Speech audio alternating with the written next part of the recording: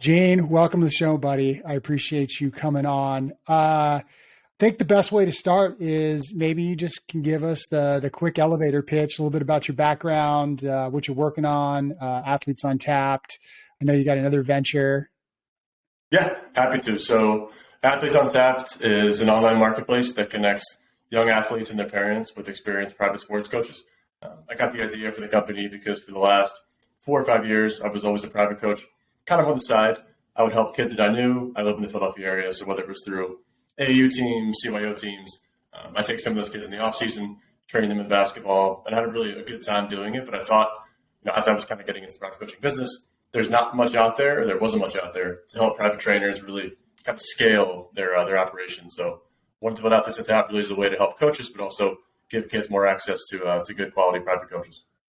Yeah, it's crazy that there isn't a better platform out there. I mean, it just seems like such a big need. I mean, I'm a father. I have young daughters, youngish, 11 and 8, but they're both athletes. My youngest plays softball. She pitches. So we got a coach there, and my oldest is doing volleyball. It's just club teams and doing that whole thing. And just the level of, I guess, rigor and what parents are doing to support their kids, and the level of competition is so much higher now. I know that, personal coaching is something that we're all looking for.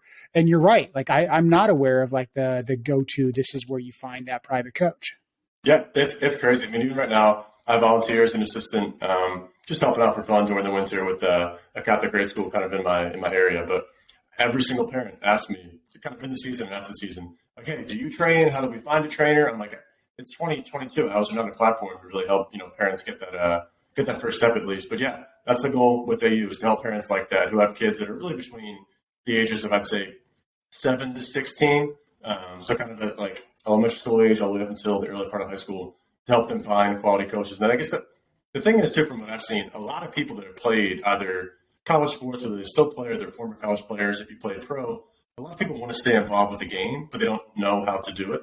Like for me, when I started this private coaching business, kind of on the side, it was just for fun, and I, through word of mouth, kind of built it up. But again, it was kind of hard to take that first step or launch into it. And most people think you have to spend a lot to build your own website, your own Facebook, page, your own Instagram page, and kind of build it up yourself. But that's the idea with AU, is to make it turnkey for coaches, so that if they carry a profile with us, we kind of take care of all the marketing, all the advertising for them, so they can just focus on really just coaching.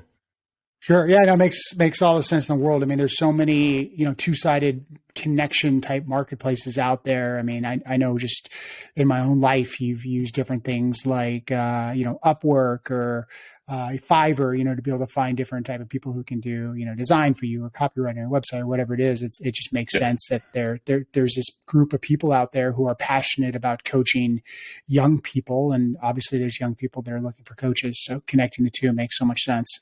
Yep.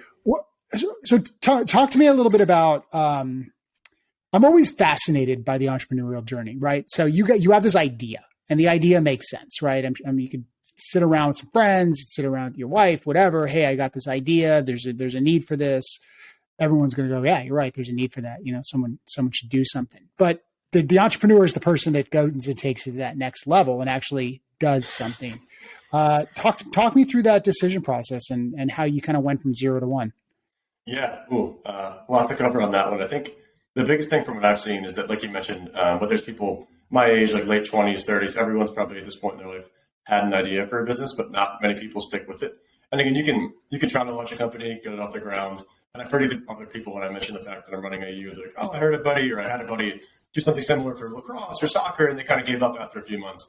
And it's really just that. Like, if you have the idea, if you build it out from the earliest wireframes, building a team, finding a developer, you just kind of can't stop. But then from there, once you keep the snowball keeps going down the field, and just like little by little, you build a business.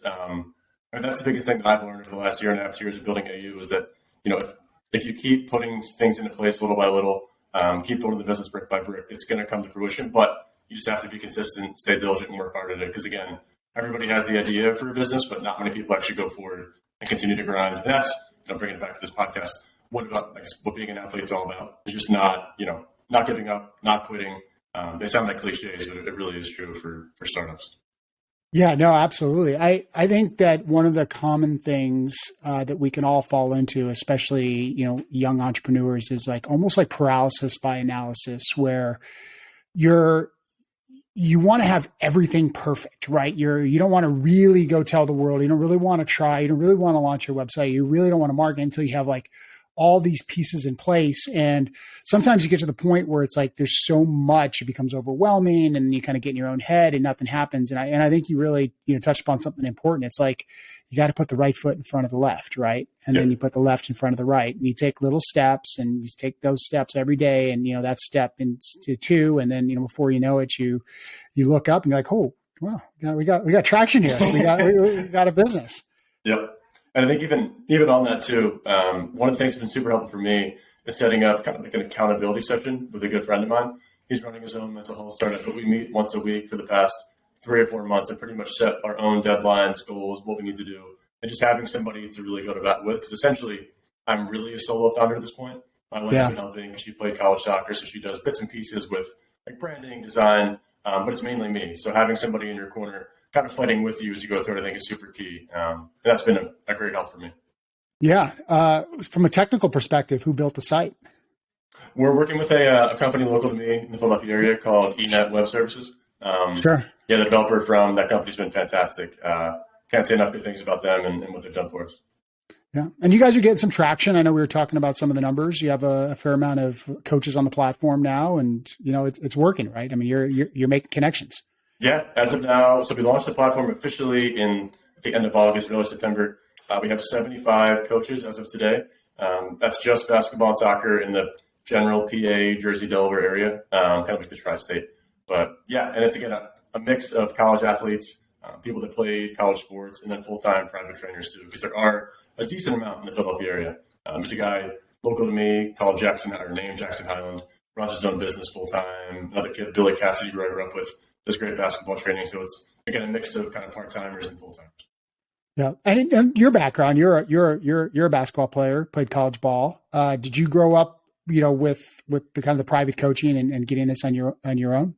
No, not at all. It's kind of not a huge reason, but a small reason as to why I like what we're doing here too. I know growing up, my parents always kind of struggled to, I don't want to say find me competition, but I grew up in a suburb in the Philadelphia area, played on local teams, grade school teams, but I was always kind of looking for a better AU team or team to train with, but it was hard to find that. And my dad, I guess talking to different people, word of mouth, I think I did some like one-on-one baseball training, but nothing really concrete that stuck. And I wish I would have had something like this where, not even from a skills perspective, but more as a mentorship perspective. Like looking up to somebody that played in college sports when you're 10, 11, 12, being like, oh, this guy's done it, and he's teaching me how I can, work my butt off to get there, and I have a direct path. And even if you don't make it to D1 or the pros, like just building that confidence, instilling that love for the game, I think that's kind of what it all comes down to. But no, bringing it back to me, I did not have that, but it would have been nice, that's for sure. I look back on my own youth, and I was a guy that just loved sports. It was like the most important thing in the world to me. And I played baseball, basketball, and I didn't even start playing football, which was the sport I ended up kind of going on and playing college until I got to high school. And I think about like my coaching, it was like either trying to mimic, Ken Griffey Jr. swing by watching him on TV, or, some dad volunteer that, maybe played high school, baseball that's teaching you something here and there. And, basketball, it's like, how do you shoot? It's like, well, you shoot. I don't know. There's the hoop, there's the ball. And now, I watch these kids, man, and they are so polished, and their swings are so smooth, and they got perfect mechanics, and they shoot right, they dribble right, fundamentals, and just the level of play is so much higher at a younger age. And I think it's all to what you're talking about, and what we're seeing in this world is where you're getting high level coaching at a much younger age. Yep, and I think the exciting thing about that too is a lot of the kids.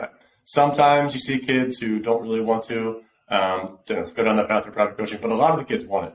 It's not just the parents that think like, oh, I can get a kid a college scholarship and get a free ride for tuition. Like the kids want to be there, they love it, it's fun for them. Because again, they're getting better, and then when they go back to their teams, they're 3 times better than they were last year. They're 3 times stronger, and that makes the sport more fun for them. So it's it's not just about getting to that end goal; it's working through it in the process for the kids. Yeah. So you ended up at Johns Hopkins, had a nice little career there. I was checking on some of your stats and some of your numbers. Where, what made you choose there? Were you recruited by any other schools, or, I mean, it's a great academic university, obviously, a good basketball team. What was the decision process there? Yeah, I think for me, when I chose college, it was all about the academics. Even early on in high school, and my dad, I guess back in the day, he played football at Yale, grew up in the Philadelphia area, so he was always like academically driven. I think even growing up, he always knew for me that sports wasn't going to be the end goal, but it was going to be a way to get to where I wanted to be in life. So kind of as I was going through the recruiting process, I guess I'd call myself a tweener. Looked at some low-level D1 programs like Patriot League, Ivy League, probably not talented enough to be like a great guy on one of those rosters. So when Hopkins came calling, it seemed like the perfect fit. Again, great school, close enough to the Philadelphia area, good chance to play.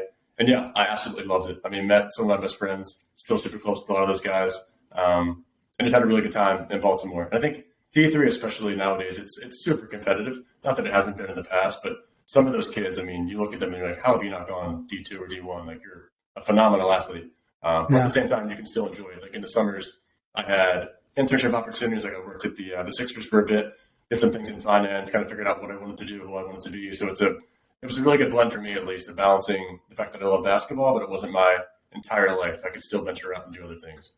Yeah. What was that experience like working for the Sixers? I know you're an intern. So you're working in the front office. I mean, you're seeing kind of basketball operations on a day in, day out basis.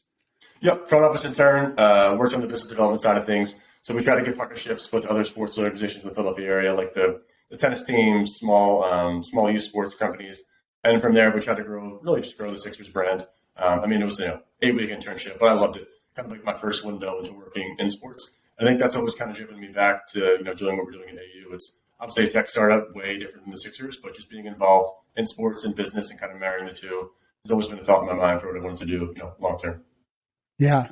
You made that comment about some of my best friends in the world or guys that I played with. And I know that's the same with me personally. I'm many years ahead of you, but still, like most of my best friends are guys that I played ball with. And that's a recurring theme. As I talk to different people, I interview people, and it's interesting. Even people who've gone on and had long professional sports careers, it all kind of goes back to college. It's something about that experience, getting away from home for the first time, kind of going through that. So was it local to you, or did you kind of leave to go there? No. So for college, went to Baltimore, and I mean it's an hour and a half, 2 hours. But most of the guys are from the general Northeast, but really a lot came from the Philadelphia area. I think our coach at that time, Bill Nelson, he retired, I think 5 years ago, but he mainly kept us recruiting to the East Coast. So I knew a lot of the guys beforehand, and they were, whether they're Catholic League guys where I played in high school, or just people that I knew from AAU, a lot of familiar faces. So that also helped with the bonding aspect, that we kind of knew backgrounds, knew each other. But yeah, like you mentioned, even if it's not college, even before that, I mean, sports points, everything that I've ever done. My best friend for my entire life, she was a walk-on on the PC basketball team. Still best friends to this day. The reason is we're so friends is because we played sports together since the time we were 7. Like, we never went to school together. We just played basketball, soccer, baseball, football. So yeah, sports have pretty much a lot to do with my entire life. And when you got done at Hopkins, you wanted to continue playing basketball. Yep. Yeah, I was fortunate to have the opportunity to play overseas in Ireland for a year through an organization called the Sport Changes Life Foundation. Okay. Really cool foundation, and I'm going to plug them here because I wish more people knew about it. So it's based in Ireland. It's actually based in Belfast in Northern Ireland, but the idea for the nonprofit is to spread basketball throughout the country. Right now, basketball is kind of like pick a number, the 10th lowest sport in terms of popularity. There's rugby, soccer, hurling, everything in between, and basketball is kind of a forgotten sport, but the people that run the foundation are super passionate about it. So what they do is they bring over about 15 Americans every year, mix of D1, D2, and D3 people, men's and women's, and they place them at different cities throughout Ireland.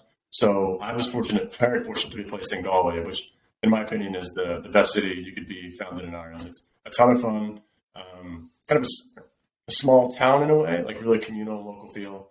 The guys in the basketball team were fantastic. And then from there, you also get to go to grad school. So they place you at a university that's local to the town. You get a scholarship to get your master's. And the trade-off really is that you have to teach and coach basketball throughout the year. But for me, I mean, that's not really a trade-off. It's more of a fun thing to do. So, yeah, no, absolutely. really good year. What a cool experience, man. Especially the Europe thing. How was that from a perspective? Have you done any traveling abroad? Did you spend any time in Europe, or was this kind of your first experience getting outside of the US? Yeah, very first experience. Had not been there before. Definitely don't come from the kind of background where I could just willy nilly like do a semester abroad or spend X amount of money and go overseas. So I kind of used that as a chance also to broaden my horizons and live somewhere else for a year, knowing that it was most likely going to be just a year. I think some of the guys and girls that I played with, they had aspirations to play in Spain, get a leg up and play in Germany. But for me, it was pretty much just going to be that 1 year.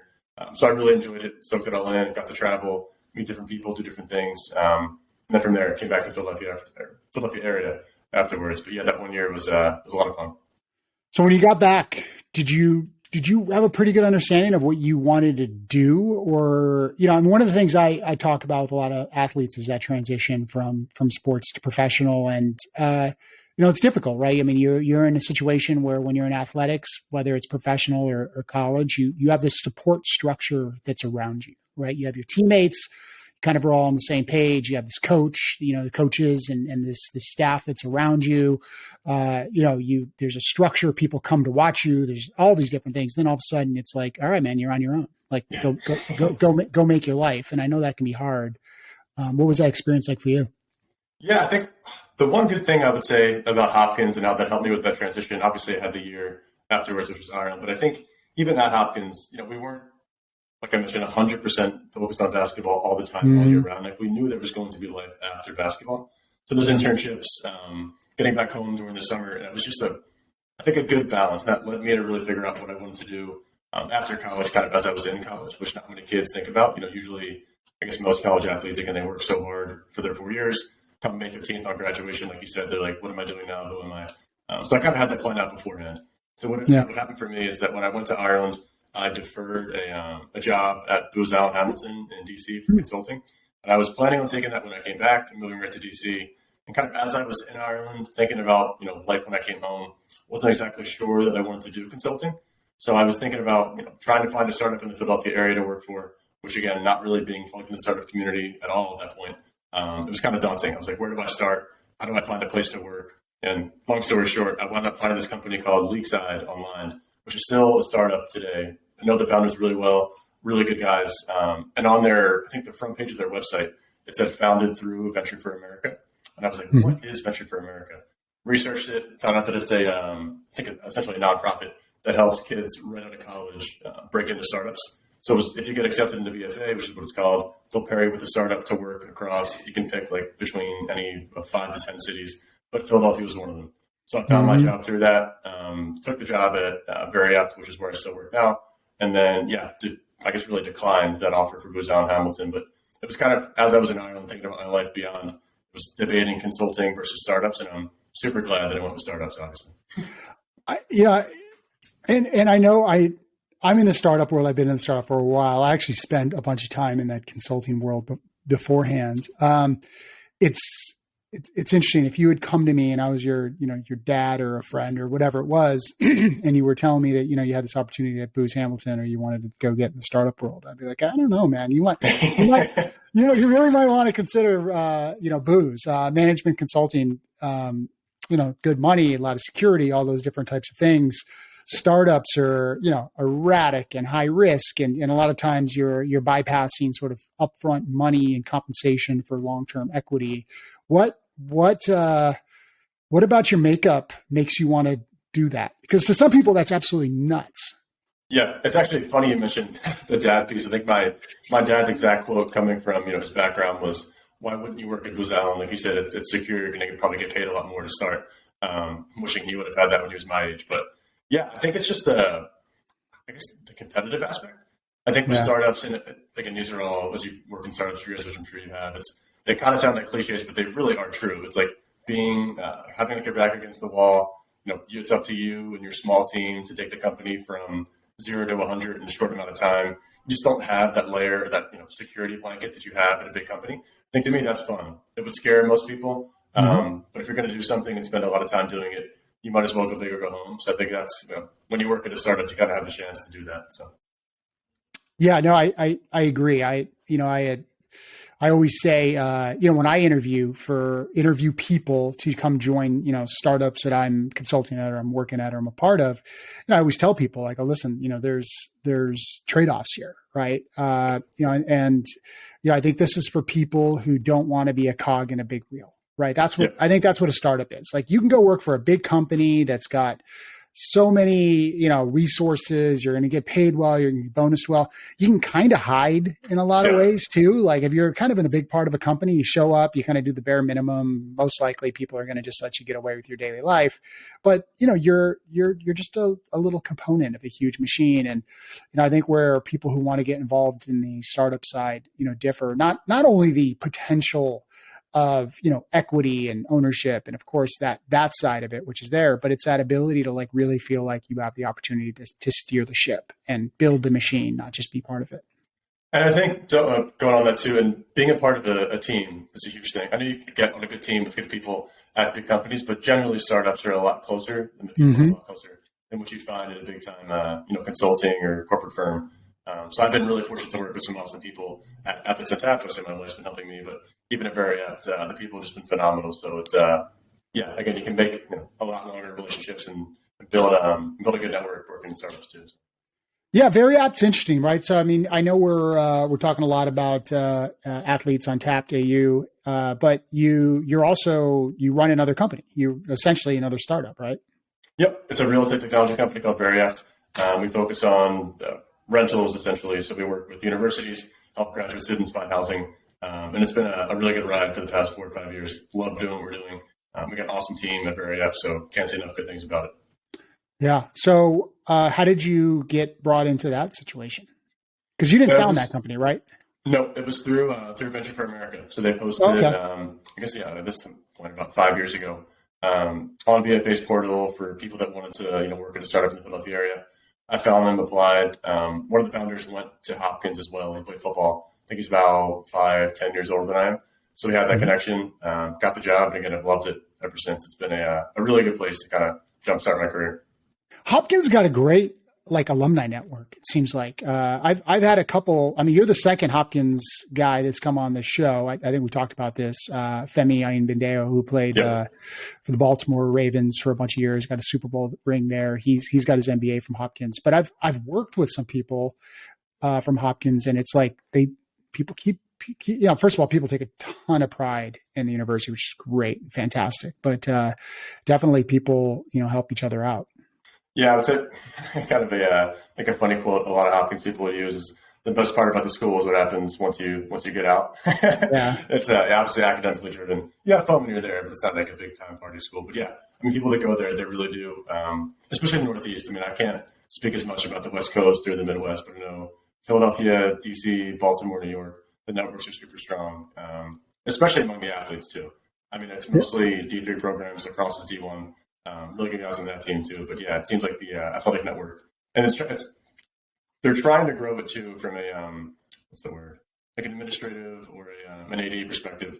I know right now they're doing a lot of things to help current students try to get internships with alumni. So I would love to see that continue to be built. I think it's a good thing for the program to keep young Hopkins athletes working at startups, getting to be mentored by people like myself who have been there, done that, and want to give back and help the Hopkins community. So yeah, great university, and really like my time there. So what do you still play ball? You still get out and you in any kind of like men's leagues or play pickup ball? Yeah, I play a little bit. So I think I'm about to join a men's league with some good friends starting in March. There's a couple of pickup runs by me that I stick with. But right now I've kind of migrated my game to just going 3-point line to 3-point line and not really diving into the paint too much anymore. Trying to avoid getting injured at this age. So. Yeah, I hear you, man. Can you still get up? Can you throw it down on some of these guys if you have to? Definitely not. I can still shoot. I'll give myself that. But getting up in the air is even though I'm only 28, but I don't even try at this point. Yeah, I feel like shooting something that you never really lose. You can just kind of shoot. I mean, yeah, I used to play a lot of ball too, and I played men's leagues forever and ever, and I think it kind of got to the point where it's just so hard on my body. But you see some of these older guys out there, I mean, way older than you and older than me, and it's like you could tell these guys could shoot in college, and you know what, they can't move anymore, they can't jump anymore, they can barely do anything, but they can still stroke that jump shot. Yeah, everything else goes, the footwork, the speed, the jumping. But again, if you at one point in your life had a good jumper, taught yourself how to shoot, that's never going to fade. Which is, I mean, I think that's why I bring it back to basketball. It's just an awesome sport to get involved with when you're young. You can play that until you're, I theoretically know. 60, 70. It is a little hard on your body, but still, it's not football, it's not baseball. You can join a YMCA and just play pickup. It's a great sport. Yeah, no, absolutely. What else do you do? I mean, anything else you do to kind of stay in shape and stay active? Yeah, big proponent of hot yoga. Oh, Yeah, my wife got me into it about, I guess at this point, 3 or 4 years ago. I always wanted to try it. Never knew where to start, though. Didn't want to be that guy that showed up by myself, not knowing what to do. So I think she did it she played college soccer at Temple. She did it in college, kind of as a part of their training program. Loved it. And then when we lived in the city, I joined a studio with her, tried it for the first month, and just absolutely loved it. And I've stuck with it since then. It's been, again, 3 or 4 years, but I go religiously, I'd say 3 or 4 times a week. And the studios and classes that I try to go for are more of like the cardio ones, or it's a little more active. I know some yoga can be a little slower. But yeah, it's a great way to stay in shape if you, don't just want to run or continue to lift. It's a kind of a good alternative. yeah, no, I've done it before. I started, years and years and years ago when Bikram first got popular. My friend got me into that. I mean, this is probably 15 years ago now. And I didn't even know what Bikram yoga is doing. I saw some weird documentary. That guy seemed like kind of a creeper, but like come in as like a football player, as an athlete, working out, lifting weights, like, you kind of go in this like macho. And I just remember the first handful of classes, like, were like, holy crap, this is the hardest thing I think I've ever done in my life. I remember one of my teammates who went with me our first time, like quit, like literally like got up and like walked outside and had to like vomit or something. But I did it. Yeah, we kept coming back and we liked it, and obviously it makes your body, our body felt better. And then when like kind of the hot yoga thing came out, it was like the 60-minute classes and not the 90-minute, and a little bit more variability.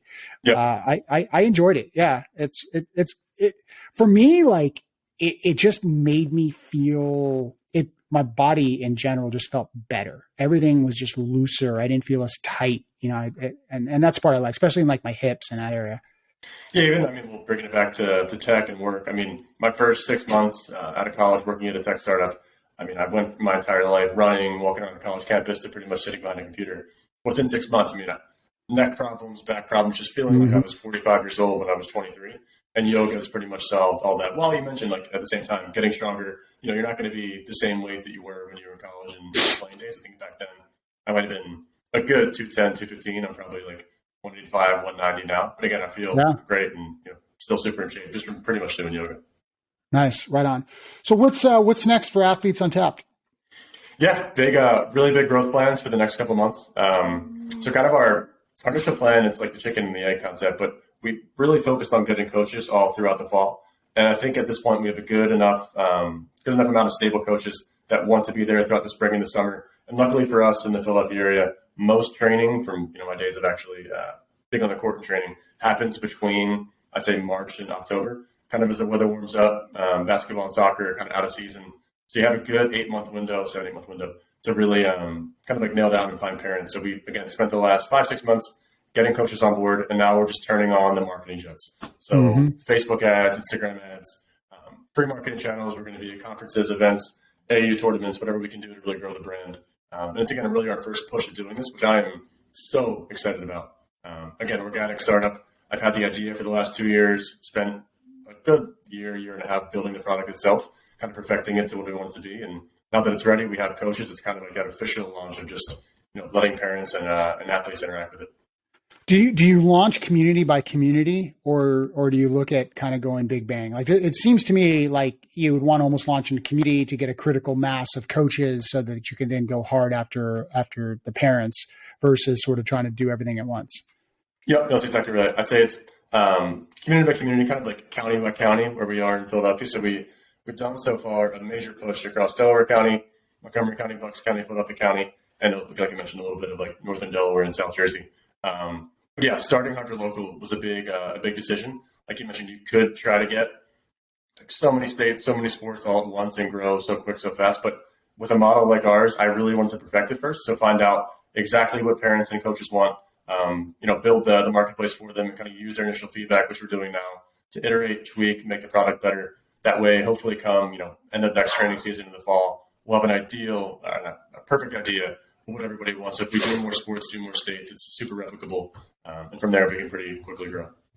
Who do you, do you follow anybody in the startup space? Any podcasts you listen to? Like when just kind of like the external mentors that you're like, yeah, man, I listen to this guy all the time. I mean, when you said the iteration, I immediately think of like kind of like the lean startup mentality and some of the stuff that was coming out from that. Do you have any sort of like, I don't know, fundamental philosophy that you follow?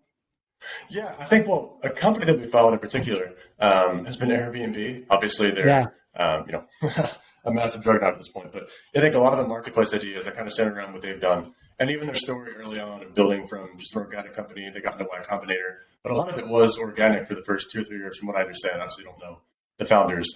But reading up on them, it seems like they went even like door to door in New York City, trying to get people to sign up to host on the platform. So I'm trying to take that same concept of just building it little by little, brick by brick, which again is slower. But again, I think we'll just make a much better company, a much better community because of that, instead of making so many mistakes by trying to go too big too fast. So yeah, I mean, at some point they turned on the jets, obviously. But I think those first couple of years, they started really small. And I kind of keep it to that and being a marketplace ourselves. Yeah, I've listened to the founder do like, I don't know, he did a podcast. It might have been like how we built this or one of those shows. And fascinating. I mean, if I remember correctly, the original concept, like the original pitch that he went out there and tried to raise venture capital on was people are going to rent their house. When they rent it, we are going to show up with an air mattress, inflate an air mattress, and then people are going to spend the night on this air mattress. And then at the end, we're going to come get this air mattress and we're going to take it away. Right. I think it's some of the things that entrepreneurs do that early on are just crazy. I mean, what you have to do to keep the company going, and not many people know those stories, but that's kind of what leads into being, an IPO company, what Airbnb is now. It's those little things you do when you're first starting out. And that's kind of what I'm realizing too. A lot of it's going to go unseen, the hard work that we're doing, but it's going to kind of all fold itself back into being a huge community for athletes and coaches one day. Yeah, man. Well, awesome, bro. I would never bet against you. I love the idea. I love the way you're approaching this. Are you guys looking to raise any external capital, or are you just going to bootstrap this? Not right now. Still going to bootstrap it, at least for the short term. And again, I think it all comes back to building that perfect model. Not that, I agree with the lean startup, kind of tweaking it as we go, but I really want to get that first initial round of feedback from parents once we make our big push this spring and summer. Because we do have some pretty cool features. So I think what some other platforms in the coaching space do is they mainly just make the connection between parents and athletes. We have some things on the back end for parents and coaches to really kind of help them strengthen their relationships. And the biggest thing is our video feedback platform. So a big piece of advice that I got when I was coaching is that parents, if they're paying $60, $70, $80 an hour, they do want to see results. You can't just keep, they can't keep assuming that their kid's getting better. And one way to do that is by sending them videos. I used to take little snippets on my iPhone, maybe 30 seconds, a minute, of a kid during a basketball session, and say if, as an example, like little Johnny, if his elbow was sticking out so far to the right during a shot, I'd say like, all right, next time as I video him shooting, when he comes back here, we have to work on tucking that to his elbow or tucking that into his ribs and kind of having like that 90-degree angle as you go up. But again, if you explain that to a parent through video, the kid can watch themselves when they get home and kind of dissect that. That all goes back. It's obviously making them better, but also, like I mentioned, client retention for the coaches. So that's a big feature on our platform that coaches all have access to. There's no extra charge for it. It's just kind of something we built into the product to, again, differentiate ourselves from other coaching platforms that are really just lead gen. Because there's like lessons.com, some general platforms like that aren't really even sports focused, but I know some coaches have accounts on there. We're trying to make this obviously super, a big time one-stop shop for private coaching. Yeah, no, I that makes a ton of sense. I'm thinking about like golf lessons and, golf lessons I've had in my own life where, you get done with it and all of a sudden, you get access to a lot of the different videos that were taken. And then, the coach, at least the guy I worked with a little bit, would do like a whole little thing on, hey, this is what we worked on today. Here's what you were doing wrong. Here's what we got to fix. And I found just so much value in that. So I could see that even like with my daughter who's doing pitching lessons right now for softball. If I had, some video of here's what she's doing right, here's what she's doing wrong, like when you guys are working on it on your own, right? Because essentially you're coaching, but they have to work on stuff of their own. That's only, an hour a week of however many hours of practice. Having that to tap into is so valuable. And it's just centralizing it versus like just, hey, text me a video or whatever it is, just seems to make a ton of sense. It's funny for a story on that. I when I first started training, I began working with a girl in the Philadelphia area named Sammy. Her dad's Dave. Awesome people. I think Sammy was a fifth grader at the time. And even Dave would admit it, not a great basketball player. Could kind of struggle to make a layup, but she loved the game. And after fast forward 3-4 years of working with her, she's now starting as a freshman on her high school team, plays on one of the best AU teams in the Philadelphia area. But like I talked to Dave about the company, and I mentioned that they were building this video payback platform. He's like, it would have been so cool to go back to 2017, 2018, and see Sammy as a little fifth grader and see how far she's come if you could have documented that. And again, it's somewhere in there. Like I emailed it to him probably, or I texted him the videos, but we can't piece it all together. But now if we had AU, obviously, bringing it back to the business, it just would have been really cool for her and Dave to see that. So I kind of hope other parents, other coaches can do that through our platform. That's a big goal, is to track that progress. And even one day when they hopefully even play in college or beyond, they'll point back to their early days in their AU coach and be like, that guy or that girl got me there. It's because of their work with me that I'm where I am today. So. I love it. Where saw you have soccer, basketball, or you going to hang out there for a little while, or are you thinking about expanding to some different sports? I think at least until we see what happens this spring and summer, we'll stay with basketball and soccer. The goal from there would be to launch track and field, football, baseball, field hockey, and lacrosse. So it kind of is the next five big sports. I know some other coaching platforms have golf, tennis, even some smaller sports than that. But I'd probably like to stick to the big six or big seven to begin with, and use those as kind of like feeding grounds for the next couple states and areas that we launch after that. I love it, man. Well, I appreciate it, brother. Thanks for coming on the show. It was great to talk to you. I love learning a little bit more about the company and just talking a little bit about your journey to get this thing off the ground and build it. It seems like you guys are in a really healthy position and you're approaching this the right way. Yeah, thanks for having me. If anybody listening wants to get into private coaching, if you're in the Philadelphia area, it's pretty easy to do from our site. So just go to athletesuntapped.com/join, and you can see the application from there. So. Yeah, and I'll have that all in the show notes, so people can scroll down and click on it. Cool, appreciate it. Thanks, Graham. Thanks, Gene.